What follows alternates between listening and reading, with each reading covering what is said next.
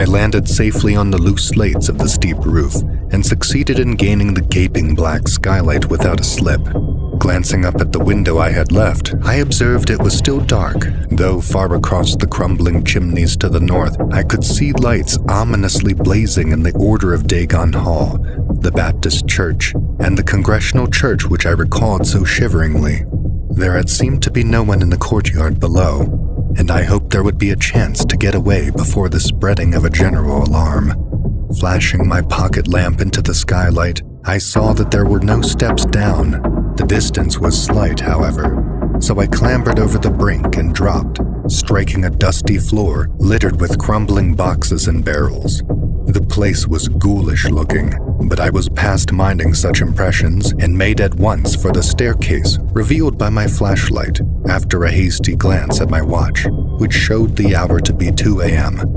The steps creaked, but seemed tolerably sound, and I raced down past a barn-like second story to the ground. The desolation was complete, and only echoes answered my footfalls.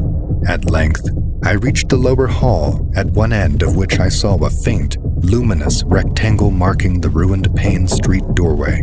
Heading the other way, I found the back door also open, and darted out and down 5 stone steps to the grass-grown cobblestones of the courtyard.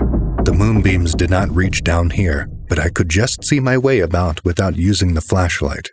Some of the windows on the Gilman house side were faintly glowing, and I thought I heard confused sounds within. Walking softly over to the Washington Street side, I perceived several open doorways and chose the nearest as my route out. The hallway inside was black, and when I reached the opposite end, I saw that the street door was wedged immovably shut.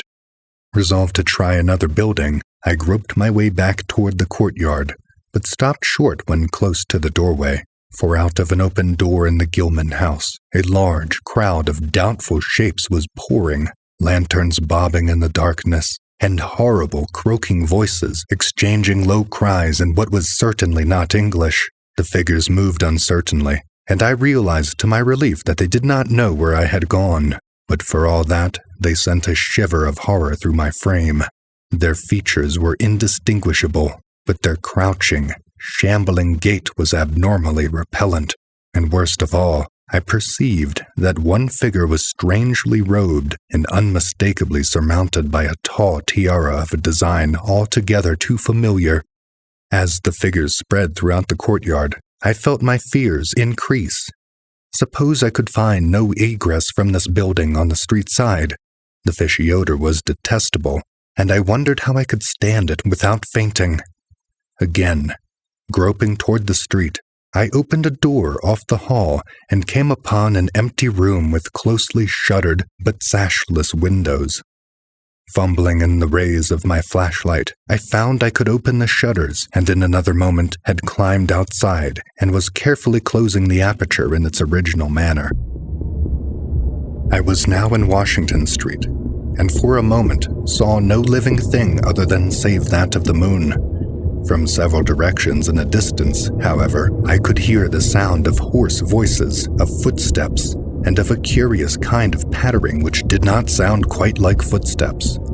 Plainly, I had no time to lose. The points of the compass were clear to me, and I was glad that all the street lights were turned off, as is often the custom on strongly moonlit nights in unprosperous rural regions. Some of the sounds came from the south, yet I retained my design of escaping in that direction. There would, I knew, be plenty of deserted doorways to shelter me in case I met any person or group who looked like pursuers. I walked rapidly, softly, and close to the ruined houses. While hatless and disheveled after my arduous climb, I did not look especially noticeable and stood a good chance of passing unheeded if forced to encounter any casual wayfarer. At Bates Street, I drew into a yawning vestibule while 2 shambling figures crossed in front of me, but was soon on my way again and approaching the open space where Elliott Street obliquely crosses Washington at the intersection of South. Though I had never seen this place, it had looked dangerous to me on the grocery boy's map, since the moonlight would have free play there. There was no use trying to evade it, for any alternative course would involve detours of possibly disastrous visibility and delaying effect. The only thing to do was to cross it boldly and openly, imitating the typical shamble of the Innsmouth folk as best I could, and trusting that no one, or at least no pursuer of mine, would be there. Just how fully the pursuit was organized, and indeed just what its purpose might be, I could form no idea. There seemed to be unusual activity in the town, but I judged that the news of my escape from the Gilman had not yet spread. I would, of course, soon have to shift from Washington to some other southward street, for that party from the hotel would doubtless be after me. I must have left some prints in that last old building, revealing how I had gained the street. The open space was, as I had expected, strongly moonlit, and I saw the remains of a park-like, iron-railed green in its center. Fortunately, no one was about, though a curious sort of buzz or roar seemed to be increasing in the direction of Town Square. South Street was very wide, leading directly down a slight declivity to the waterfront and commanding a long view out at sea, and I hoped that no one would be glancing up it from afar as I crossed in the bright moonlight. My progress was unimpeded, and no fresh sound arose to hint that I had been spied. Glancing about me, I involuntarily let my pace slacken for a second to take in the sight of the sea, gorgeous in the burning moonlight at the street's end. Far out beyond the breakwater was the dim, dark line of Devil Reef, and as I glimpsed it, I could not help thinking of all the hideous legends I had heard in the last 34 hours, legends which portrayed this ragged rock as a veritable gateway to realms of unfathomed horror and inconceivable abnormality. Then, without warning, I saw the intermittent flashes of light on the distant reef. They were definite and unmistakable, and awaked in my mind a blind horror beyond all rational proportion. My muscles tightened for panic flight, held in only by a certain unconscious caution and half-hypnotic fascination. And to make matters worse, there now flashed forth from the lofty cupola of the Gilman house, which loomed up to the northeast behind me, a series of analogous, though differently spaced gleams, which could be nothing less than an answering signal. Controlling my muscles and realizing afresh how plainly visible I was, I resumed my brisker and feignedly shambling pace, though keeping my eyes on that hellish and ominous reef as long as the opening of South Street gave me a seaward view. What the whole proceeding meant I could not imagine, unless it involved some strange rite connected with Devil Reef, or unless some party had landed from a ship on that sinister rock. I now bent to the left around the ruinous green, still gazing toward the ocean as it blazed in the spectral summer moonlight and watching the cryptical flashing of those nameless, unexplainable beacons. It was then that the most horrible impression of all was borne in upon me, the impression which destroyed my last vestige of self-control and set me running frantically southward past the yawning black doorways and fishily staring windows of that deserted nightmare street. For at a closer glance, I saw that the moonlit waters between the reef and the shore were far from empty. They were alive with a teeming horde of shapes swimming inward toward the town, and even at my vast distance and in my single moment of perception, I could tell that the bobbing heads and flailing arms were alien and aberrant in a way scarcely to be expressed or consciously formulated. My frantic running ceased before I had covered a block, for at my left I began to hear something like the hue and cry of organized pursuit. There were footsteps and guttural sounds, and a rattling motor wheezed south along Federal Street. In a second, all my plans were utterly changed, for if the southward highway were blocked ahead of me, I must clearly find another egress from Innsmouth. I paused and drew into a gaping doorway, reflecting how lucky I was to have left the moonlit open space before these pursuers came down the parallel street. A second reflection was less comforting. Since the pursuit was down another street, it was plain that the party was not following me directly. It had not seen me, but was simply obeying a general plan of cutting off my escape. This, however, implied that all roads leading out of Innsmouth were similarly patrolled, for the denizens could not have known what route I intended to take. If this were so, I would have to make my retreat across country away from any road, but how could I do that in view of the marshy and creek-riddled nature of all the surrounding region? For a moment, my brain reeled, both from sheer hopelessness and from a rapid increase in the omnipresent fishy odor. Then I thought of the abandoned railway to Raleigh, whose solid line of ballasted, weed-grown earth still stretched off to the northwest from the crumbling station on the edge of the river gorge. There was a chance that the townsfolk would not think of that, since its briar-choked desertion made it half impassable and the unlikeliest of all avenues for a fugitive to choose. I had seen it clearly from my hotel window and knew about how it lay.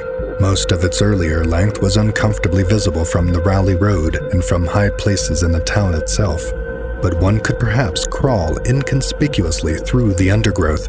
At any rate, it would form my only chance of deliverance, and there was nothing to do but try it. Drawing inside the hall of my deserted shelter, I once more consulted the grocery boy's map with the aid of the flashlight. The immediate problem was how to reach the ancient railway, and I now saw that the safest course was ahead to Babson Street, then west to Lafayette.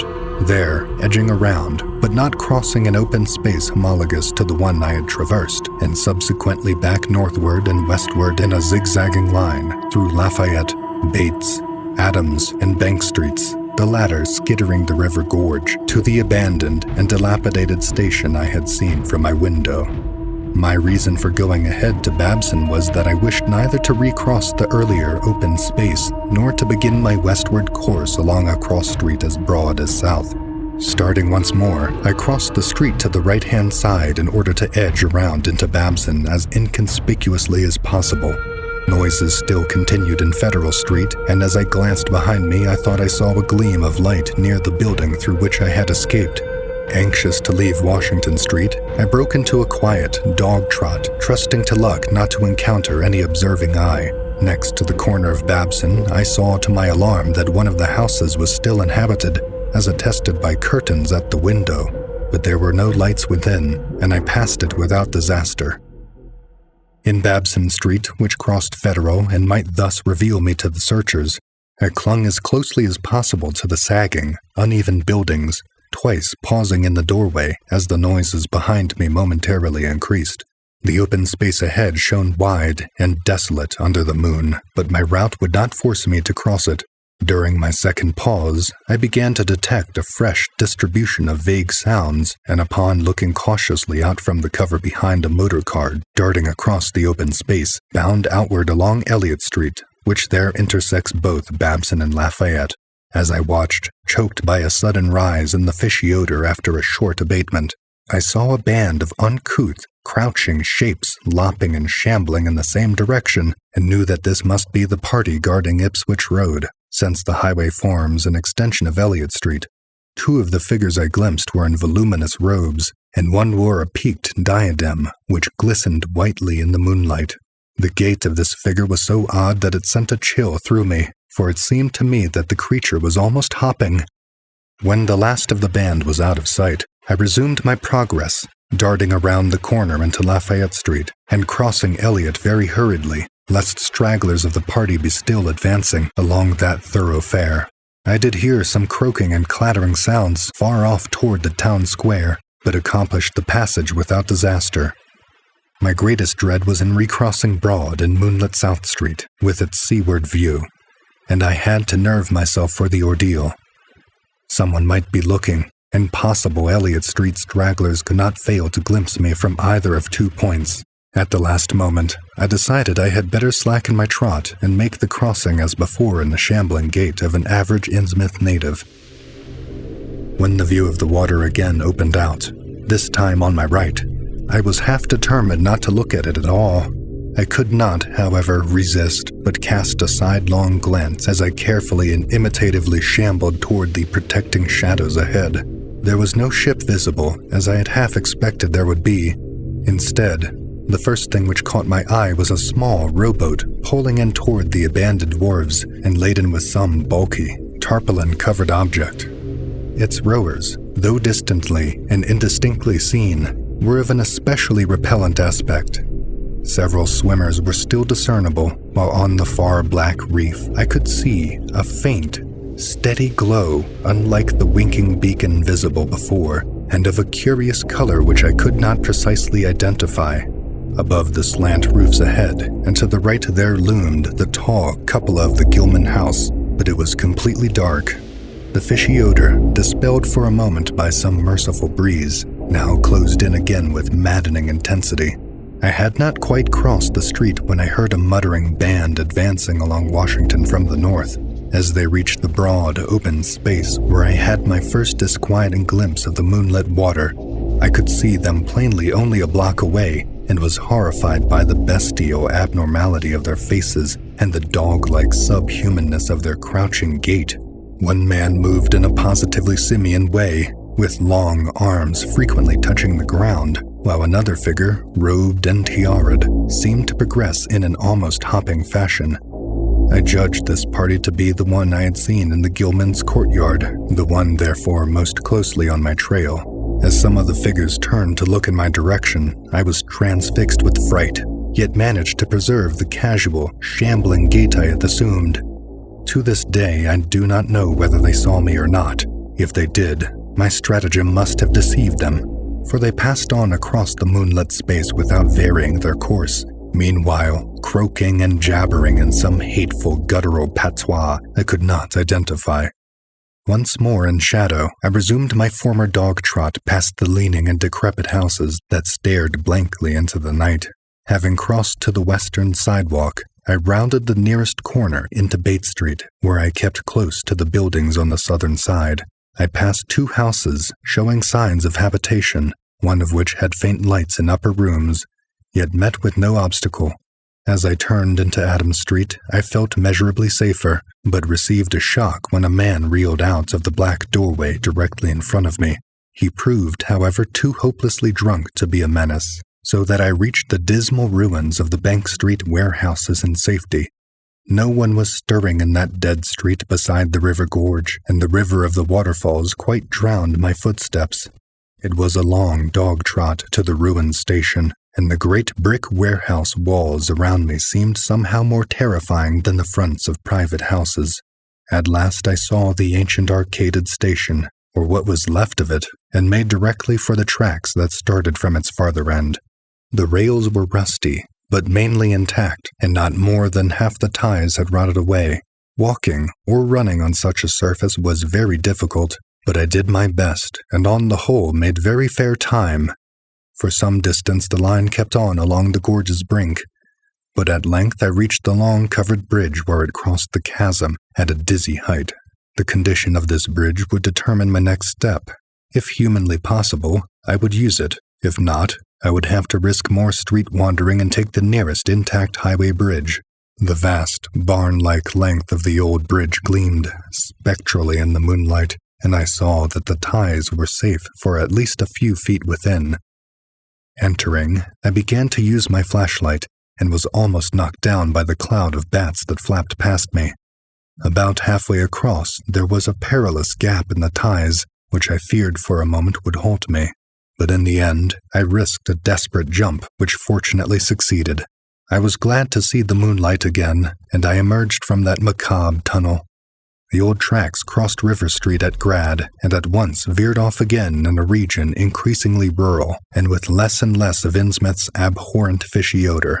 Here, the dense growth of weeds and briars hindered me, and cruelly tore my clothes, but I was none the less glad that they were there to give me concealment in case of peril. I knew that much of my route must be visible from the Rowley Road. The marshy region began very shortly, with the single track on a low, grassy embankment where the reedy growth was somewhat thinner. Then came a sort of island, of higher ground, where the line passed through a shallow open cut choked with bushes and brambles. I was very glad of this partial shelter, since at this point the Rowley Road was uncomfortably near, according to my window view. At the end of the cut, it would cross the track and swerve off to a safer distance. But meanwhile, I must be exceedingly careful. I was, by this time, thankfully certain that the railway itself was not patrolled. Just before entering the cut, I glanced behind me, but saw no pursuer. The ancient spires and roofs of decaying Innsmouth gleamed lovely and ethereal in the magic yellow moonlight, and I thought of how they must have looked in the old days before the shadow fell. Then, as my gaze circled inland from the town, something less tranquil arrested my notice and held me immobile for a second. What I saw, or fancied I saw, was a disturbing suggestion of undulant motion far to the south, a suggestion which made me conclude that a very large horde must be pouring out of the city along the level Ipswich Road. The distance was great, and I could distinguish nothing in detail, but I did not at all like the look of that moving column. It undulated too much and glistened too brightly in the rays of the now westering moon. There was a suggestion of sound, too, though the wind was blowing the other way, a suggestion of bestial scraping and bellowing even worse than the muttering of the parties I had lately overheard. All sorts of unpleasant conjectures crossed my mind. I thought of those very extreme Innsmouth types said to be hidden in crumbling, centuried warrens near the waterfront. I thought, too, of those nameless swimmers I had seen. Counting the parties so far glimpsed, as well as those presumably covering other roads, the number of my pursuers must be strangely large for a town as depopulated as Innsmouth. Whence could come the dense personnel of such a column as I now beheld? Did those ancient unplumbed warrens teem with a twisted, uncatalogued, and unsuspected life? Or had some unseen ship indeed landed a legion of unknown outsiders on that hellish reef? Who were they? Why were they there? And if such a column of them was scouring the Ipswich Road, would the patrols on the other roads be likewise augmented? I had entered the brush-grown cut and was struggling along at a very slow pace when that damnably fishy odor again waxed dominant.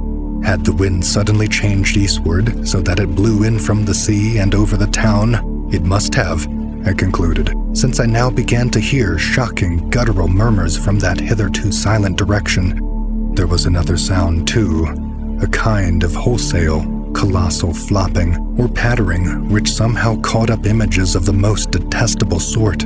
It made me think illogically of that unpleasantly undulating column on that far-off Ipswich Road, and then both stench and sounds grew stronger, so that I paused, shivering and grateful for the cut's protection.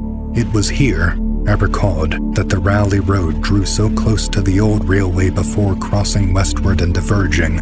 Something was coming along that road, and it must lie low till its passage and vanishment in the distance. Thank heaven these creatures employed no dogs for tracking, though perhaps that would have been impossible amidst the omnipresent regional odor. Crouched in the bushes of that sandy cleft, I felt reasonably safe, even though I knew the searchers would have to cross the track in front of me not much more than 100 yards away. I would be able to see them, but they could not, except by a malign miracle, see me. All at once, I began dreading to look at them as they passed. I saw the close moonlit space where they would surge by, and had curious thoughts about the irredeemable pollution of that space. They would perhaps be the worst of all Innsmouth types, something one would not care to remember. The stench waxed overpowering, and the noises swelled to a bestial babble of croaking, baying, and barking without the least suggestion of human speech. Were these indeed the voices of my pursuers? Did they have dogs after all? So far I had seen none of the lower animals in Innsmouth. That flopping or pattering was monstrous. I could not look upon the degenerate creatures responsible for it. I would keep my eyes shut till the sounds receded toward the west. The horde was very close now, the air foul with their hoarse snarlings and the ground almost shaking with their alien rhythmed footfalls. My breath nearly ceased to come, and I put every ounce of willpower into the task of holding my eyelids down. I am not even yet willing to say whether what followed was a hideous actuality or only a nightmare hallucination. The later action of the government, after my frantic appeals, would tend to confirm it as a monstrous truth. But could not a hallucination have been repeated under the quasi-hypnotic spell of that ancient, haunted, and shadowed town? Such places have strange properties, and the legacy of insane legend might well have acted on more than one human imagination amidst those dead, stench-cursed streets and huddles of rotting roofs and crumbling steeples. Is it not possible that the germ of an actual contagious madness lurks in the depths of that Shadow Over Innsmouth? Who can be sure of reality after hearing things like the tale of old Zadok Allen? The government men never found poor Zadok, and have no conjectures to make as to what became of him. Where does madness leave off and reality begin? Is it possible that even my latest fear is sheer delusion? But I must try to tell what I thought I saw that night under the mocking yellow moon. Saw surging and hopping down the Rowley Road in plain sight in front of me as I crouched among the wild brambles of that desolate railway cut. Of course, my resolution to keep my eyes shut had failed. It was foredoomed to failure, for who could crouch blindly while a legion of croaking, baying entities of unknown source flopped noisomely past, scarcely more than 100 yards away? I thought I was prepared for the worst, and I really ought to have been prepared, considering what I had seen before. My other pursuers had been accursedly abnormal, so should I not have been ready to face a strengthening of the abnormal element, to look upon forms in which there was no mixture of the normal at all? I did not open my eyes until the raucous clamor came loudly from a point obviously straight ahead. Then I knew that a long section of them must be plainly in sight, where the sides of the cut flattened out and the road crossed the track, and I could no longer keep myself from sampling whatever horror that leering yellow moon might have to show. It was the end for whatever remains to me of life on the surface of this earth, of every vestige of mental peace and confidence in the integrity of nature and of the human mind. Nothing that I could have imagined, nothing even that I could have gathered had I credited old Zadok's crazy tale in the most literal way, would be in any way comparable to that demoniac, blasphemous reality that I saw, or believe I saw. I have tried to hint what it was in order to postpone the horror of writing it down boldly. Can it be possible that this planet has actually spawned such things, that human eyes have truly seen as objective flesh what man has hitherto known only in febrile fantasy and tenuous legend? And yet I saw them in a limitless stream, flopping, hopping, croaking, bleating, surging inhumanly through the spectral moonlight in a grotesque, malignant saraband of fantastic nightmare. And some of them had tall tiaras of that nameless whitish gold metal, and some were strangely robed, and one, who led the way, was clad in a ghoulishly humped black coat and striped trousers, and had a man's felt hat perched on the shapeless thing that answered for a head. I think their predominant color was a grayish-green, though they had white bellies.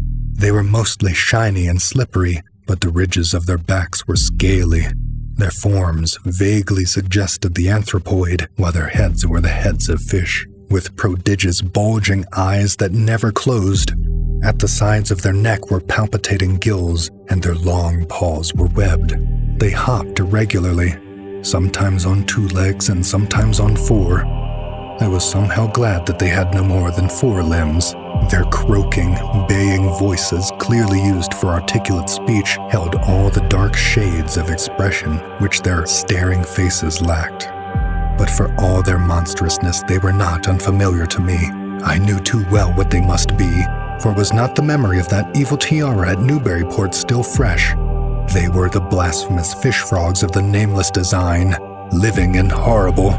And as I saw them, I knew also of what that humped, tiaraed priest in the black church basement had so fearsomely reminded me. Their number was past guessing. It seemed to me that there were limitless swarms of them, and certainly my momentary glimpse could have only shown the least fraction. In another instant, everything was blotted out by a merciful fit of fainting, the first I had ever had.